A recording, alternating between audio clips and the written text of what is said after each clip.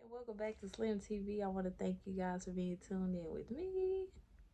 Today we're gonna do the Army story time of why I joined the Army and let y'all know everything: basic training, AIT, my time in the National Guard, and now me being in the reserves. I'm gonna get into all that. I also have my basic training yearbook here with me. It tells all the little phases and everything because it was 6 years ago when I went to basic training, so I can't really remember everything off the top of my head and fully explain to let y'all know what was going on and what I was doing.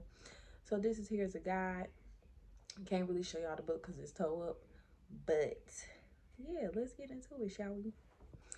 I have been in for 6 years. It was 6 years back in February. My sworn in enlistment date is February 28th of 2017. I shipped out to basic training for, and I'm in the part that I'm in, the part that I was in first was the Army National Guard. But everybody has to go to basic training, where it's National Guard, reserves, active duty, whatever. I we all ship out and we all go to basic together, and we do basic training all together as one. And I shipped out in September. Date was supposed to be, I believe, September 12th, but there ended up being like some hurricanes going on the East Coast, so couldn't fly out. They postponed us for like 2 days and ended up shipping out September 14th of 2017. So straight out of high school, I joined for the travel and for the free schooling, because I want to see the world. I want to go. And even if I got to be working most of the time, I know we get free days and we could go out and explore the city or whatever, or wherever we're at the time. So it really didn't bother me none. I haven't deployed anywhere yet. My unit, when I was with the National Guard, we were in rotation deploy, I think like twice. And I think we got skipped both times. I was very upset because I was ready, ready to pack up my bags and leave this world, and go and travel and see the world. But unfortunately, it didn't happen. I am reserved now, and my unit is in rotation to deploy, but I haven't decided if I'm going to extend my contract out yet. I might. I don't know yet. We shall see. But yeah, anywho, back to the regular program. Um, yeah, we shipped out on the 14th, and once you get there, you have to go through reception, and basically that's like your intake processing. And there you getting your uniform, you getting size for your uniforms, you getting running shoes to wear, your boots, everything. You getting shots, you going to the dentist, if you got, if you need glasses and you got to get the military wear glasses for basic training, which is just a regular pair of black glasses. Like they're glasses, but they have your prescription and it's just a regular black pair. Because if you wear any accessories like glasses or a watch with your uniform, it has to be black. Um, to go set with your uniform, you can't be wearing like crazy colors or whatever, whatnot. But yeah, Yeah, so yeah, reception was like 4 days. That was a crazy time. We had to be like, soon as I got off the bus, we got smoked. And basically that's when everybody's in trouble, and majority of the time they drop you to do push-ups, and you gotta keep going until they say stop. Basically got dropped soon as I got off the bus because of somebody else or whatever, but they punished everybody collectively as a group. We had to stay up for like 24 hours, which it was almost 2 days that we stayed up there in reception, and we couldn't go to sleep. Like I said, if you went to sleep or anything, everybody was getting in trouble. We always get pulled out and smoked. I think we got smoked for people sleeping probably like 2 or 3 times, as far as what I can remember. But yeah, we got smoked 2 or 3 times because they caught people sleeping. Like, just imagine you just getting somewhere, you don't know nobody, and you get in trouble already for something somebody else did. It was just crazy. But yeah, reception was a wild time. It was just like crazy because everybody nervous. We scared to really do stuff and and move around or whatever. But it was all right, I guess. After reception is up, your drill sergeants from your company, they come and get you, and the first day is called Shark Attack. And Shark Attack is basically them yelling. They got you doing all types of stuff, and they just basically scaring you for real. Like, people were scared. Had a couple people like crying and stuff. It was just crazy. It wasn't like you know something like them visually attacking you, but it just was basically like them just yelling in your face, like, what is this? Your uniform is, your uniform raggedy. Your uniform fucked up. Basically them just talking stuff to you, whatever. They come and get you or whatever, and they grab all your bags and they grabbed all our bags and put them on the bus. We ate dinner or lunch, I think. We ate lunch for the last time at reception. Once we got done, we got on the bus. They made us put our faces in the bag so we wouldn't see where we was going out the bus windows. As soon as we get off the bus, we run. Everybody double timing. We running, and then we forming up in the spot. They had us with our laundry bag. They had us picking it up, dropping it back down, picking it up, dropping it back down. Y'all, it was hot. It was September, but the heat that goes on over there in Virginia is crazy. By the way, I was in, wait a minute, not Virginia. I'm getting them mixed up because I had AIT in Virginia. South Carolina. South Carolina, it was so hot. Like, I was sweating. Well, I don't know I think everybody else was sweating too, but hot, sweating, they had us picking it up, dropping it on the ground, picking it up, dropping it on the ground. Um, then after that, they go through our belongings, see what all we bought while we were in reception to bring there, just checking through our stuff, and then checking through our personal belongings bag. You could bring a personal belongings bag just with like little stuff in it, nothing crazy, because you're not going to be wearing regular clothes, but just nothing too crazy, just a little bit of stuff. And we had a guy flip out the first day during Shark Attack. Oh my God, it was so crazy. I was so scared because I'm like, oh my God, we all finna get in trouble. He flipping out. I'm like, it's just the first day. Like, we ain't even did nothing yet. It's just the first day. It's not that bad. I promise it's not that bad. And then also, Shark Attack is also the day where you make your last phone call for about 3 weeks before you can be able to talk to your family again, get your phone call once you've earned your phone call. So you gotta wait about 3 weeks. So you making your final calls to your family. Y'all, my mama ain't answer. She didn't answer that phone, y'all. I was out there crying. Oh my God, they walking past, seeing who got. I'm like, my mama didn't answer her phone, and they was just all like, okay, if the first person you call don't answer, you better call somebody else and have them relay the message, y'all. I called my granny. And my granny was like, what's wrong? Why you crying? She was like, oh, today. I'm like, yeah, they get ready to take our phones. I ain't gonna be able to talk to y'all for 3 weeks. And then she was like, why you ain't call your mama? I was like, I did. She didn't answer the phone. Y'all, I was crying. My granny just was like, stop crying. I'm like, no, but why wouldn't she answer the phone? Y'all was so sad. Then my granny ended up calling my mama, and she called me back. But in the midst of all that, I was texting. They give us a little card. I feel like I got it. I would have to find it though. But they gave us this little card, and it has like our mailing address information. Y'all, I was snapping pictures and sending it to people. I sent it to my best friend. I was like, I was like, they finna take my phone. I was like, this is my address, but my name is still on it because we gotta write letters. We gotta become pen pals. But yeah, it was just, I don't know. That first day was crazy. That wasn't my first time crying. I mean, that was my last time crying because I cried myself to sleep that first night. And then towards the end, like once we graduated, me and my friends, me and my sister cousins, we was all talking about it. We was all talking about how we all cried ourselves to sleep that first night. Some of us cried the first couple nights just because it was just a lot. We couldn't believe that we did it, and that we was there. So like the next day, after all that, after Shark Tank Day, the next day, everybody's still on edge. We scared of what's going on. My drill sergeant was real. My senior drill sergeant was real cool. Senior drill sergeant Bakui, shout out to him. He was real cool, y'all. Him and our other drill sergeant. Let me look in this book. But him and our other drill sergeant, which was basically like his assistant to him to help him out and stuff. I gotta find his name. Hold on, y'all.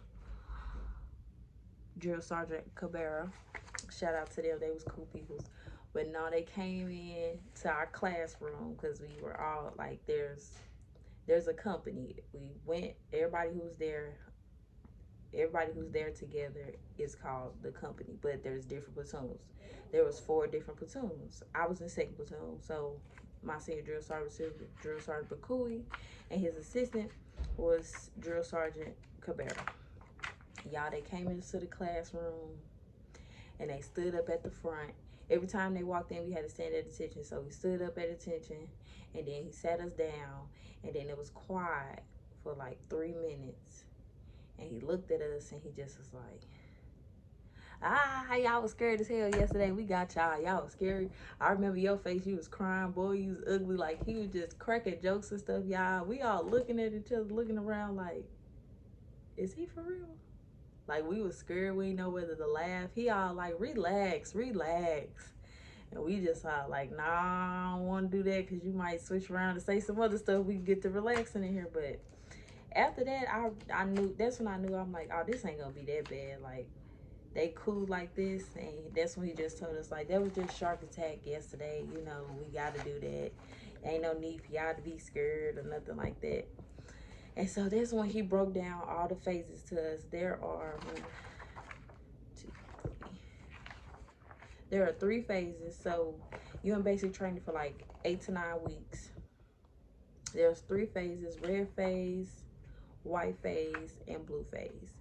So red phase is the first phase, and basically, let me see, you get into adjust to things. They're giving us time to, like, catch on to things quick or whatever. But also in red phase is where they basically trying to break us down and build us back up. So basically that's what basic training is. They breaking you down and then they building you back up to be a model soldier, or model citizen if you going back home and doing what I did, which was National Guard, which is 1 week in a month and 2 weeks out the year. So they breaking you down, building you back up, basically into a better and more model citizen or whatever. And like, you don't get your phone for the first, you don't get to make another phone call for the first 3 weeks, but you had everybody collectively has to earn it as a company, because at this time during red phase, it's one band, one sound. One person fuck up, everybody getting in trouble. And that's also where the team building comes in as well. And basically, like, building us up to not only work as a team, but also, be a model citizen and, walk with your chest out and not with your head down, just building you up to be like a real soldier or whatever, basically. But in red phase, we did a lot of team development courses. Ooh, we did the gas chamber. We learned combatives, land navigation, familiarization with weapons and stuff. So we got issued, I believe, M4s. You could either get issued M16 or M4, but I believe in basic training we got issued M4s. That was my first time shooting a weapon ever in life. And honestly, I want to say it was amazing. Like, I've always been into like action movies and stuff like that. And I've always wanted to shoot one. So once I got to do it, oh my God, it was just such, it just was like, oh my God, I got to do it. Like everything we did, I was excited about. So I got to shoot my weapon or whatever. And basically, you learning how to handle it properly. You learning how to clean it. So basically, you learn how to break it down, put it back together, clean it, and everything. So I learned how to do all of that. It took some time for me to like, you know, be able to break it down and put it back together because it's like a lot of little pieces. But once I got it, oh yeah, I'm able to break it down, put it back together, and do all that stuff now. You know, I feel like I'm tight over there. But yeah, red phase, I would say was the longest phase just because I was ready to like talk to my family. I was ready to get on the phone and, you know, tell my bestie everything that I did each and every day, but I couldn't. But other than that, other than not having a phone, I would say, you know, that's the only downfall. Like not being able to talk to your family every day and like, you know, I wanted to let them know everything that I was doing every day. Like got to shoot my first weapon. I threw 2 grenades.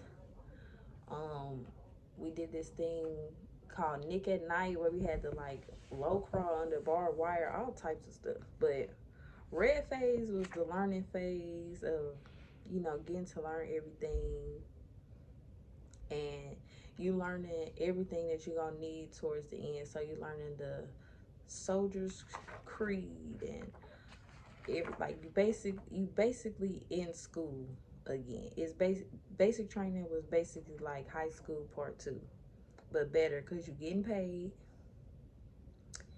You get to carry your weapon around, and you get to do fun stuff. Like I spent the night in the woods for the first time. I did a lot of stuff. I'm trying to see. Um, I guess I get more into the weaponry since I already started a little bit on that. Yeah, learning like, you know, the safety and everything of some of these pictures look like us throughout this whole book. But anywho, but basically, yeah, you learn how to break it down, put it back together, clean it. You learn how to properly switch it from safe to semi to automatic. We never shot on automatic. Um, but yeah, you going through like they putting everybody in like technique drills. They teaching us like, you know, trigger squeeze and breathing exercises. Everything was a learning process, and honestly, it was, you know, it's worth it because you remember those type of things. Of course, you're not gonna remember it at the hands of battlefield, but you're gonna be able to do all the other stuff properly and be able to aim. If you do it correctly, you'll be able to just, you know, click and remember everything. But yes, red phase I would say was the worst phase because we was all getting in trouble. Like I said, one band, one sound. That was crazy.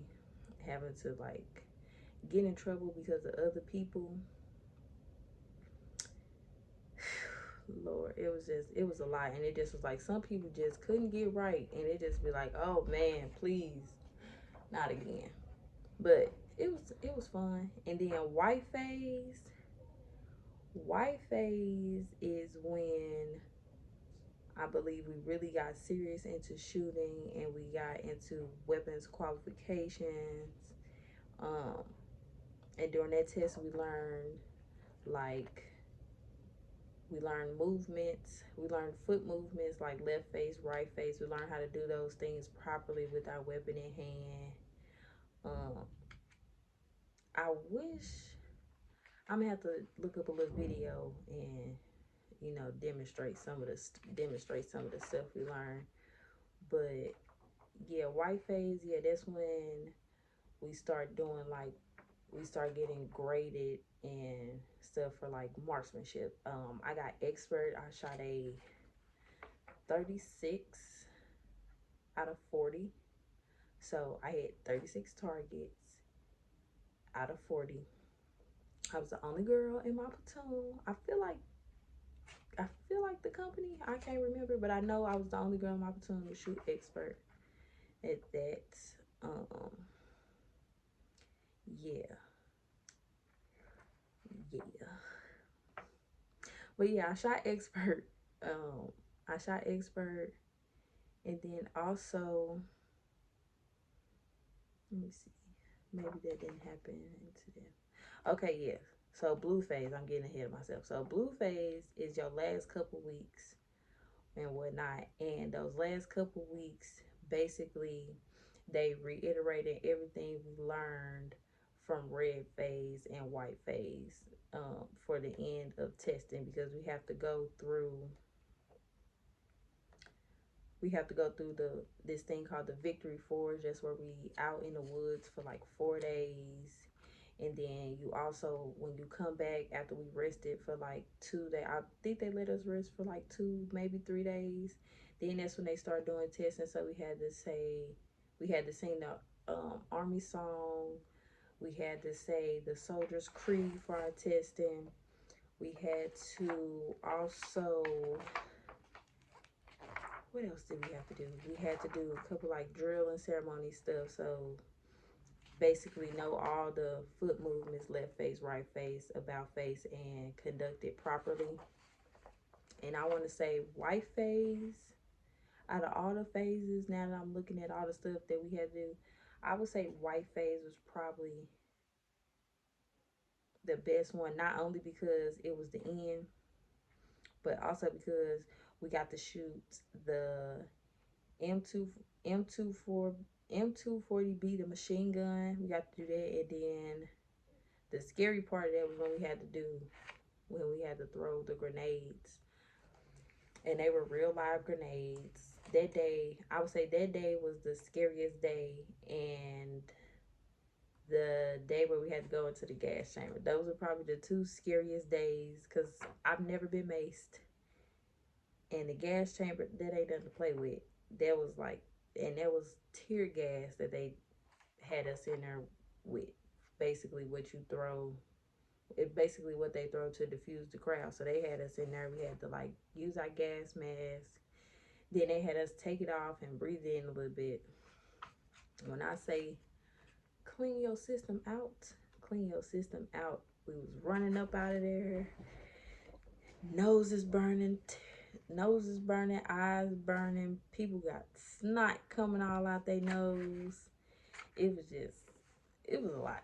But I wouldn't trade basic training nothing for the world. I got to meet some great people. I have 3 sister cousins. Madison, shout out to Madison, Alexa, and Jennings. Shout out to my sister cousins. Ooh, they gonna be too mad. But I still asked them for permission to put our picture in there. They gonna be too mad, but our picture gonna be in here, y'all. But yeah, it was 3 phases. It was 9 weeks long.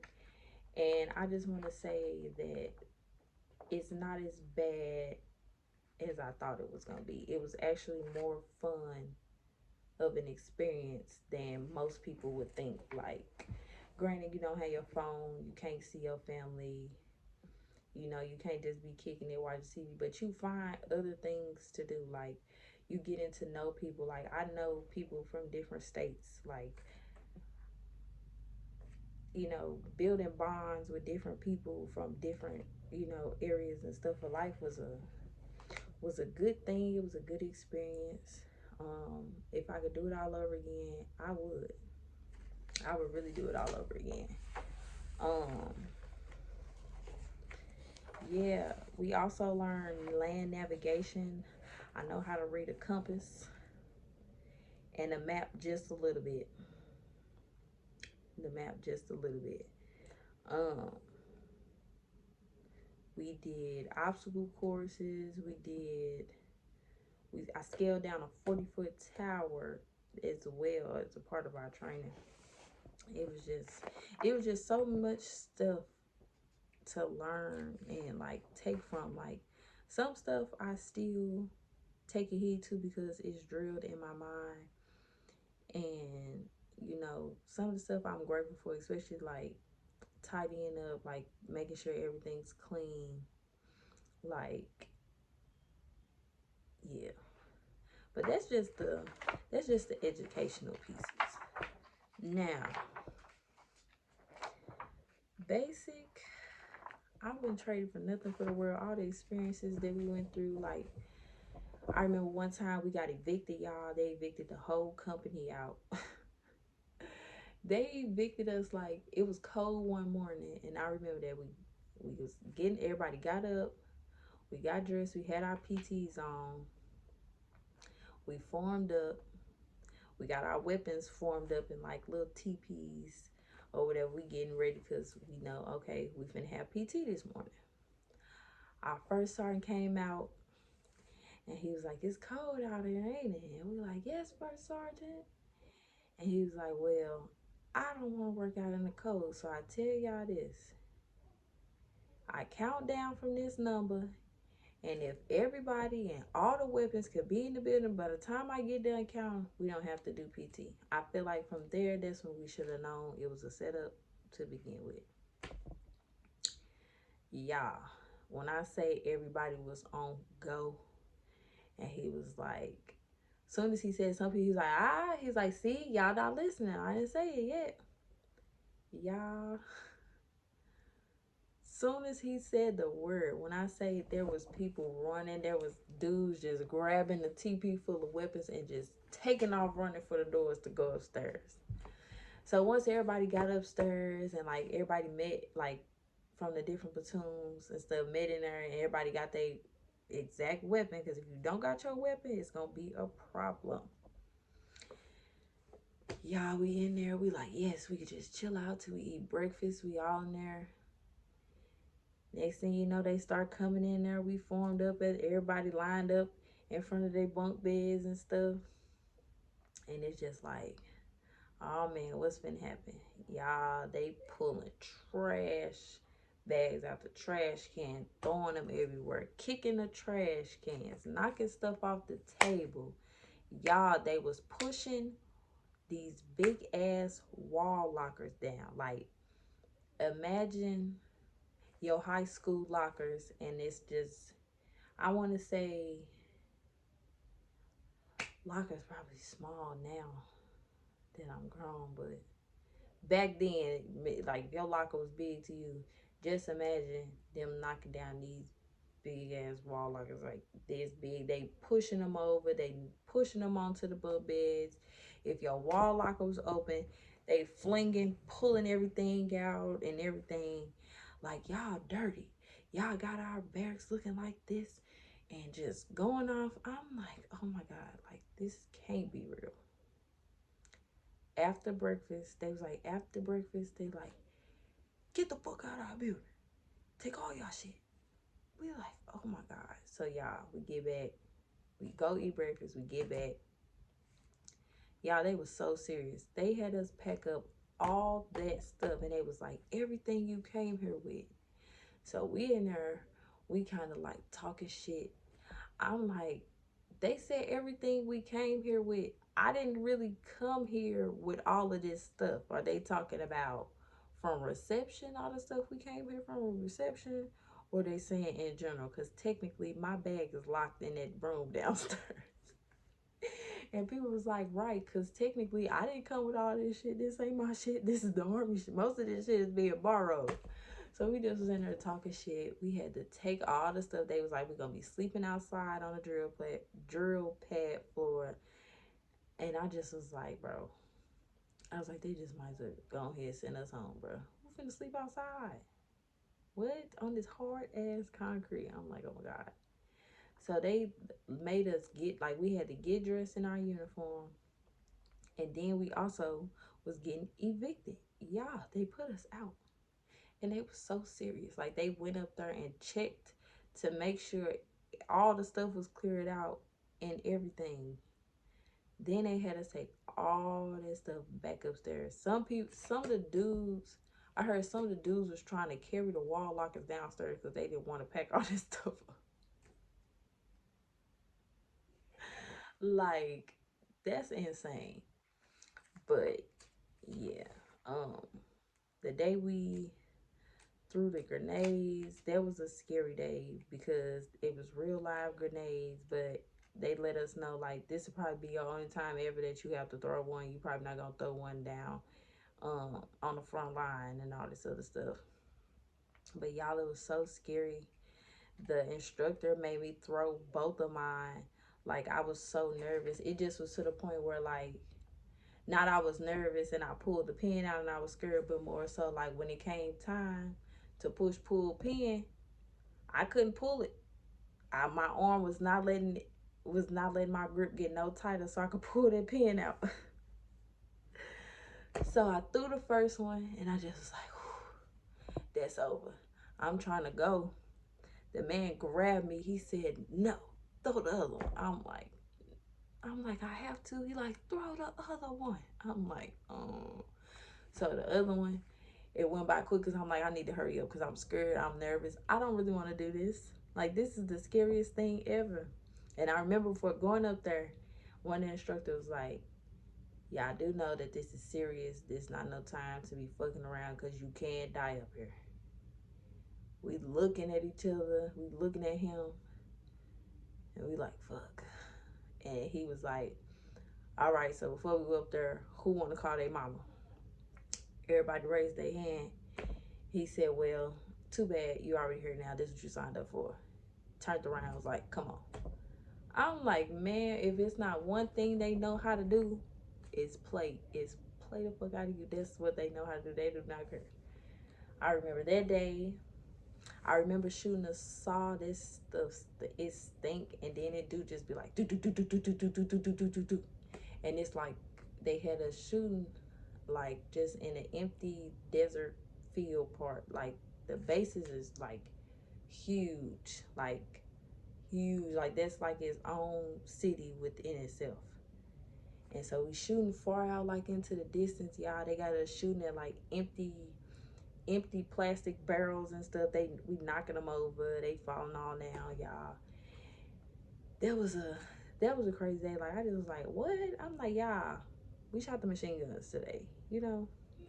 But overall, basic training, like I said, was the best experience. Like I would go back if I could go back and have the same people there from when I would do it all over again just to have that experience again. The 40-foot wall, that was an experience. Like I'm tall, but it's like being up at them heights, that was crazy. Like I remember getting ready to scale down and I couldn't straighten my legs. Y'all, the drill sergeant kicked my legs. He kicked my legs straight. He was like, straighten your legs. I was like, they is straight. I was shaking it a little bit. He was like, straighten your fucking legs. And they straightened out. I was like, oh my God, y'all. I was going down. And then at one point, I didn't bend my legs. I kind of hit the wall a little bit. I'm like, oh shit. I'm like, I'm fucking up. But I was nervous, but I still did it. And I still passed. Um,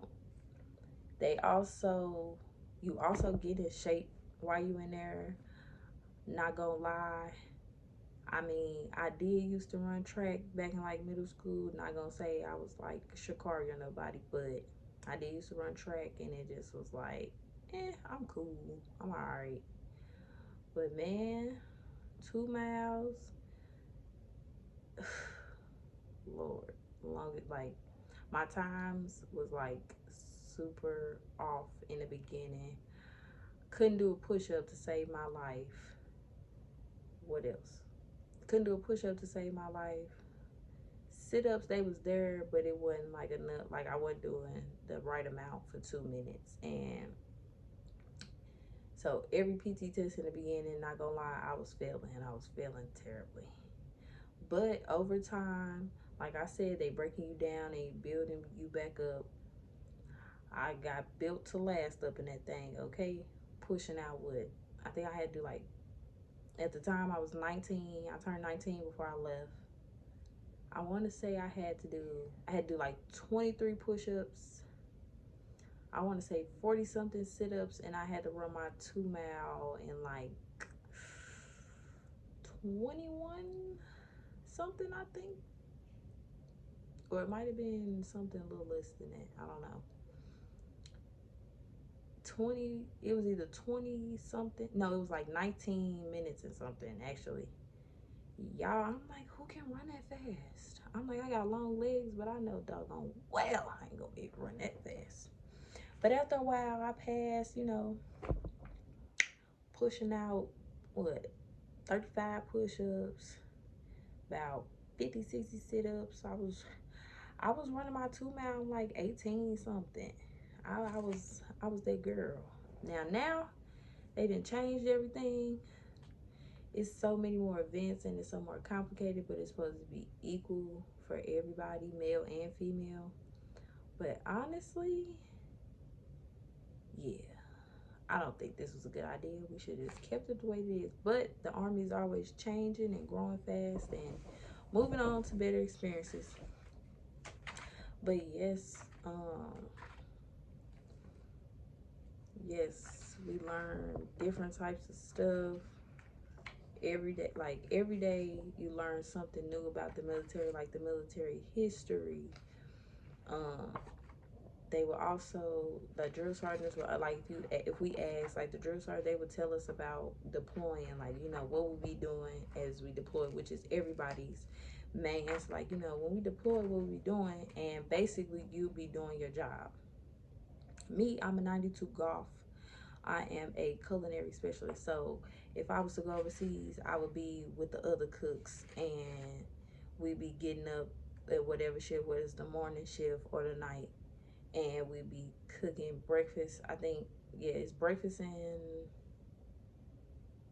no, yeah, first shift is breakfast and lunch, I believe.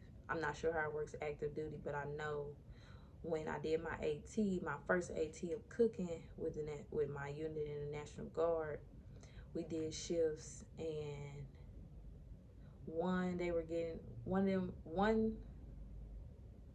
shift would do breakfast, and then the other shift would be sleeping, and they'll come in and do lunch, and then we collectively met together and did dinner. But that's only because we were a small unit. Now active duty, I can't remember how it goes. I can't remember what my battle used to be telling me about his schedule, but I think he just was on one shift. I think he just worked the morning shift. So he wouldn't, he probably didn't tell me. But yes, there's 3 phases. It's 9 weeks long. It feels longer because after a while, you be forgetting the days. Like you able to have a watch. Like I bought a watch and I set the time and I set the day on it, and then it ended up getting reset, and like there's no calendars really around. You gotta ask, others who watched didn't get reset, what's today? And what time, what's the right time? But we was able to we was able to, like, know what day it was.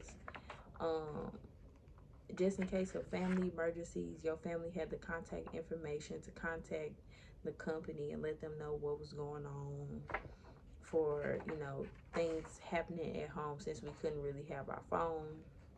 Having your phone was a privilege, like being able to get that phone. And after a while, once you learn to work together as a team, Oh, baby, you making sure everybody is on their P's and Q's, okay?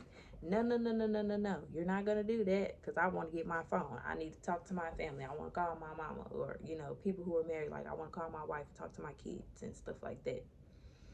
But yeah, I want to say you start getting more on your phone in blue phase, which is the last phase. Like I said, you gotta the first 3 weeks of red phase, you don't get to talk to your family except for that one call you get to make, and then like towards the end, you letting them know like, hey, yeah, I passed red phase, checking up on them, getting to talk to them. I think it was like 30 minutes. It was like time increments, and then like white phase, you get your phone twice. I think we got our phone like twice, or they were, yeah, we got our phone like twice in white phase. And also in white phase is when they start being more like lenient, and that's when it starts becoming, instead of everybody collectively as a company getting in trouble, it's platoon. So if somebody in your platoon fuck it up, fuck up and do something, everybody in platoon gets smoked. So there was that. And then when we enter blue phase is individual punishment. So you get in trouble, you do something, you just, depending on the situation, you would have to have a battle buddy with you. Most of the drill sergeants were male. So if a female got in trouble, she would have to have a female battle buddy come and stand and be right there with us, because that's how things had to happen in like a battle buddy system. Um, and yeah, blue phase, that's when it'd be like individual punishment, and that person would just have to stand there while you get smoked. Or if they wanted to, just to show team effort, they would drop down and do them push-ups with you. That's a stand-up A1 battle buddy. Like I said, you learn to work as a team. You learn to never leave your battle buddy, never leave your weapon nowhere, and stay on high alert. They teach you things like pay attention to detail and be aware of your surroundings. Like beforehand, I was already aware, and I paid attention to detail of things, but now I'm key spot on with that. Might not be able to remember nobody's name, but I can remember what they had on, how they was walking, what they looked like. Yeah, you learn a lot of skills and techniques as far as like learning, communication, all those things that you taught them. Like you taught them more, but in a, I wouldn't say intense way, but in more of my case, a fun learning way. Like I said, basic training was like high school part 2, and I don't regret not one bit of it. I will forever be a bulldog. Bravo 161. I will forever be a bulldog. And second platoon was the best platoon. Don't hate. I got to meet a lot of great people. I still talk to them now. Shout out to MJ, AJ, and Jennings. And shout out to my brother Marquez. Shout out to Terrence. Shout out to Harris. I still talk to them on a regular basis. And shout out to Brooksy. Shout out to my Brooks. And yeah. I don't know, just looking back at this and looking at all the stuff we did, like, it's crazy. Like, I sit and I think to myself, like, I really joined the army. Like, when I be going to drill and stuff, y'all, sometimes when I'm just sitting there, I sit there and be clinking my boots together and just be like, I really joined the army. Like, this is crazy. But it's like, it's a good experience to meet new people and travel and go to different places. So far, I've only been to Texas and Grayling, Michigan. I've been on a COVID mission, and that's it. Yeah, I did a COVID mission. I've been to Texas for AT, and then I went to Grayling, Michigan, excuse me, for AT. Um, and to get in a little bit more in depth about the National Guard and the reserves, there's really no difference in either one. They're basically the same thing, except for the National Guard is state funded and the reserves is federally funded. And the National Guard, like I said, it deals with state emergencies and stuff like that. So things of the nature as far as like Mike Brown and and Fidel Castro and stuff like that. That's what the National Guard does. You go to report and basically protect whatever it is that's being damaged. Like domestic emergencies and disasters, hurricanes, floods, earthquakes, and civil disorder. Um, and you do that, and then you drill 1 weekend a month and 2 weeks out the year. The reserve is the same amount of time that you do that, but the reserves is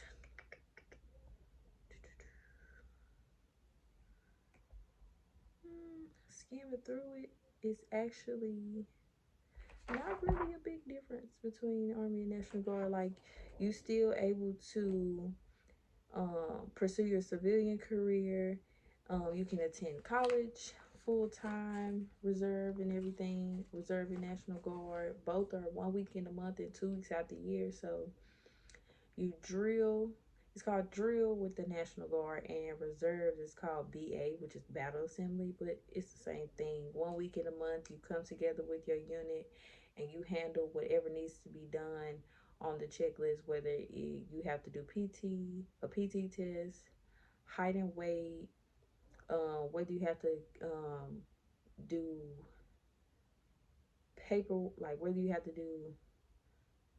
fill out paperwork forms, such as, refilling out like your home of address, or if you got married, you had any kids, you have to input that information because it's always changing. We don't see each other until the next following month, or some months we do have off. So basically, you just updating your information and you handling whatever the unit needs to have done, as far as like um, checking all your belongings, doing a shakedown of your wall locker, checking to see what all you have, your rucksack, your helmet, your flick, and whatever else be in your wall locker that you keep up there at the unit, or where it is. You are held accountable for all of your belongings and things that are issued to you. If you lose it or you misplace it, you will have to pay for another one. And AT is annual training. That's 2 weeks long. It can happen within any month of the year, and basically you go somewhere like when I went to Texas and I went to Grayling, Michigan. My unit is a medical unit, so we went to Texas. We went to Fort Sam. I believe that's the name. I think they changed it. But we went to Fort Sam, in Houston, I believe. I believe that's where it's at. Houston, and my first unit was a medical unit. So that first time we went to Texas, the cooks did not cook. We helped out with anything that was like office related and related to our unit being a medical unit. I got a coin there from our, I believe our brigade general. I can't remember because it happened so long ago, but I ended up getting a coin from the brigade general because I was a cook and my I stepped out of my job duties and was able to handle the computerized duties that were placed upon me for AT, and I handled it very well. So kudos to me. So that the second time I went to AT was when I was with my unit with the National Guard, and we went to Grayling, Michigan, just like right there next to Canada. And that's when I first got to cook on the MKT, which is our field kitchen. And I want to say that was an experience in itself, personally. There we cook, not only like we cooked, but we also got to see what was going on as well. Like they had, we were with our sister in medical unit, and so they were doing drills with helicopters and like bringing casualties in and fixing them up. I wanted to be a casualty so bad, y'all. They just would not let me. The only reason why I wanted to be a pretend casualty so bad was because I wanted to experience being in a helicopter. Like they landed it and everything, it'd come down, and then they'd start bringing the people in off the gurneys. Like, yeah, I wanted to be a casualty so bad, but unfortunately I couldn't. They needed me to cook for everybody. But yeah, that's AT. You basically 2 weeks you learning what your unit does in case of deployment. Even though I am a cook, there might be circumstances where they might not need a cook, or it's handled, or the feeding is handled somewhere else. Like the cooking is handled somewhere else, probably from like the DFAC or something, or wherever we stationed at. You know, we might just go eat in the DFAC and stuff. That's what we did in Texas. We ate in the DFAC, which is the Army cafeteria, basically the cafeteria. And it's set up like how we watched up Disney high school movies or the TV shows, and they'll go to the cafeteria and they have all the different stands.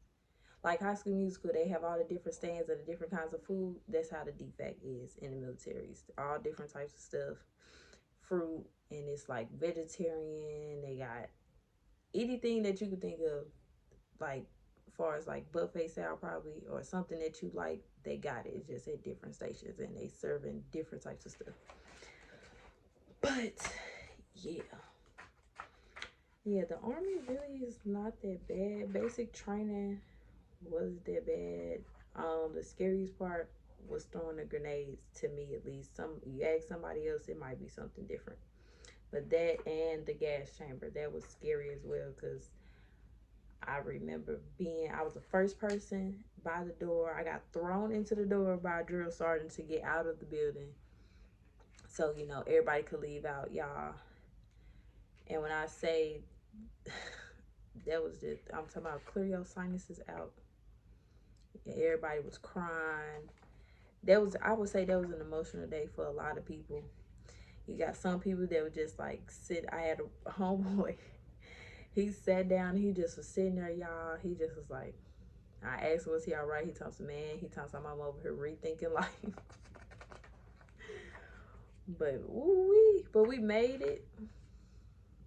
And everybody who I keep in contact, everybody doing good, living lives. I'm proud of everybody. I'm proud of all my sister cousins and my battles that I still keep close in contact with and still keeping in communication with.